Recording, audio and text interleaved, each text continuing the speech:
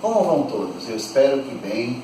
Nós vamos dar continuidade às nossas videoaulas, a esses momentos diários, leves, curtos. E hoje nós vamos falar ainda sobre pena.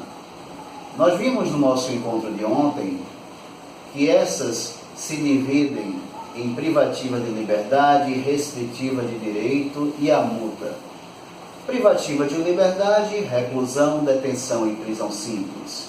Restritiva de direito, nós temos prestação de serviço à comunidade, limitação de final de semana, aquelas de natureza pecuniária com prestação em favor da vítima, perda de bens e valores, enfim, são algumas penas restritivas de direito que serão objeto de estudo no momento apropriado. E nós temos também a multa, que visa financiar o Fundo Penitenciário Nacional. A multa, diferente de uma pena restritiva de direito, que é a prestação pecuniária em favor da vítima, se destina ao Estado. Ok? Pois bem, em relação aos regimes de cumprimento de pena, o magistrado, no momento da sentença condenatória, deve determinar o regime inicial. E ele vai optar pelo regime semiaberto, regime aberto ou o regime fechado. Vimos também que os crimes punidos com reclusão admitem inicialmente essas três espécies de regime. Já os crimes punidos com detenção só admite inicialmente o semiaberto ou o aberto. Quais são os requisitos para a determinação desse regime inicial? Nós já vimos requisitos subjetivos, a questão referente às circunstâncias judiciais previstas no artigo 59 do Código Penal, e além do fato dele ser primário ou reincidente. Isso é levado em consideração para a determinação do regime inicial. E também a quantidade de pena que foi imposta. A pena definitiva também vai ser fundamental para a determinação do regime inicial de cumprimento de pena. Agora vamos falar de um instituto chamado progressão.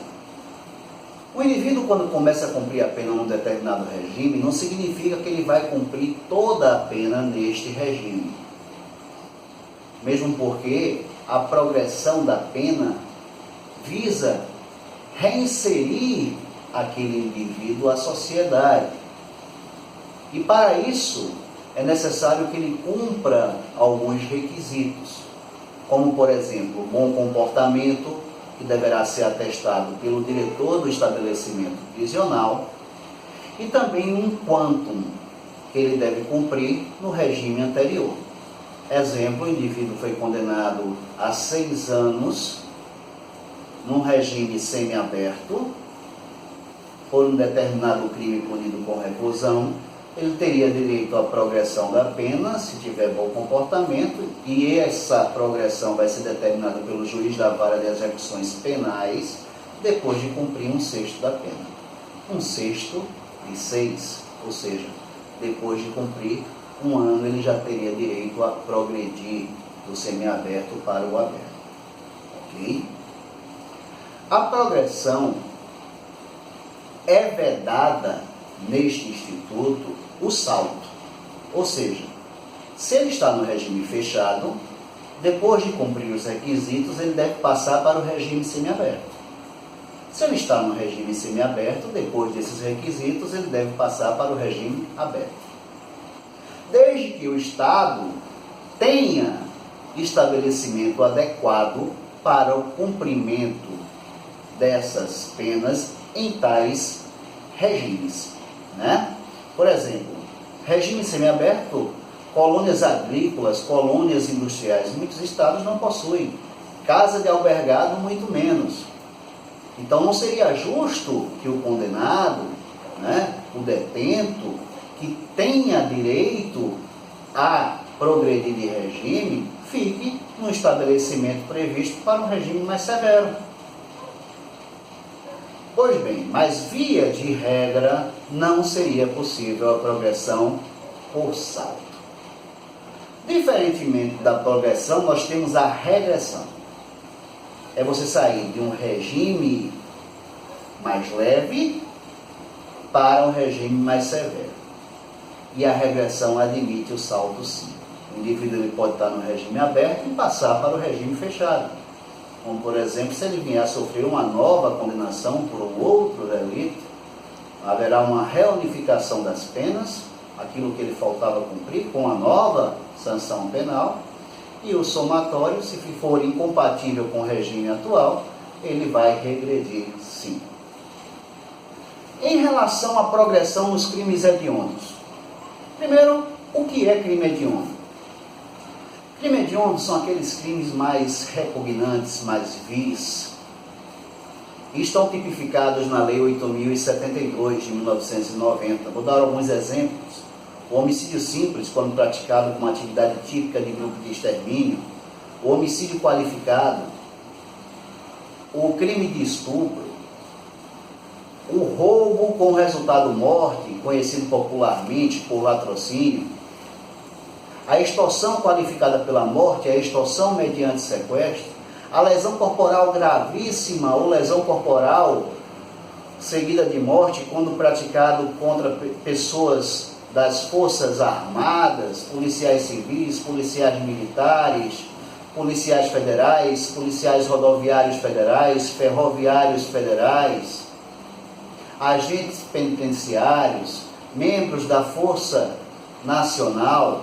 Então, se esses crimes forem praticados contra essas pessoas, a lesão corporal vai ser considerado sim, é algo novo, vai ser considerado sim crime hediondo, tanto contra o agente quanto pessoas ligadas, desde que estejam relacionadas à sua atividade profissional. A razão do crime esteja intimamente ligada à sua atividade profissional. Adulteração de medicamentos, falsificação de medicamentos, exploração sexual de vulnerável, tudo isso é considerado crime hediondo. O rol taxativo está lá no artigo 1º da Lei 8.072 de 1990. Como é a progressão para quem pratica crime hediondo? É a mesma coisa? Não.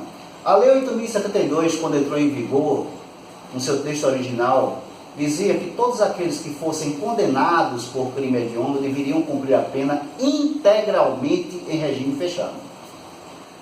Isso foi declarado inconstitucional pelo nosso Supremo Tribunal Federal. Hoje, a lei ela fala que o indivíduo ele vai começar a cumprir a pena no regime fechado.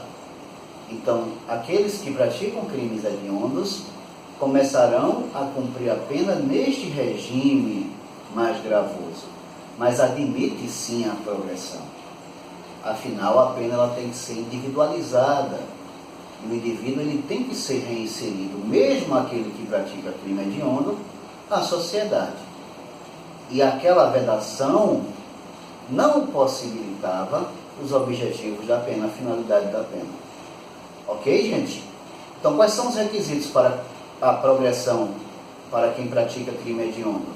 Cumprimento da pena inicialmente no regime fechado, e ele vai ter direito a progredir desde que ele cumpra 2/5 da pena neste regime, se primário, e 3/5 se for reincidente.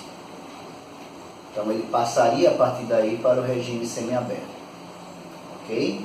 Além disso, ele tem que ter bom comportamento carcerário. E essa análise não é feita pelo juiz, sim pelo diretor do estabelecimento prisional. Amanhã nós vamos dar continuidade e vamos tratar de penas restritivas de direito, qual sua finalidade, quais são as espécies, quais os requisitos para a substituição da pena privativa de liberdade por pena restritiva de direito. Ok?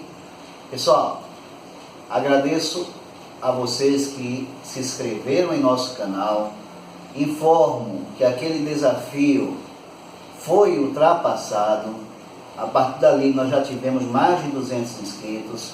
continuem compartilhando e curtindo nossos vídeos. É uma forma de passar o direito criminal de forma simples, de forma objetiva, de forma leve. Então, acadêmico de direito, profissional do direito que não atua na área criminal, mas que gostaria de revisar, aqueles concurseiros, são dicas leves, dicas pequenas, dicas curtas, que visam alcançar a sociedade como um todo.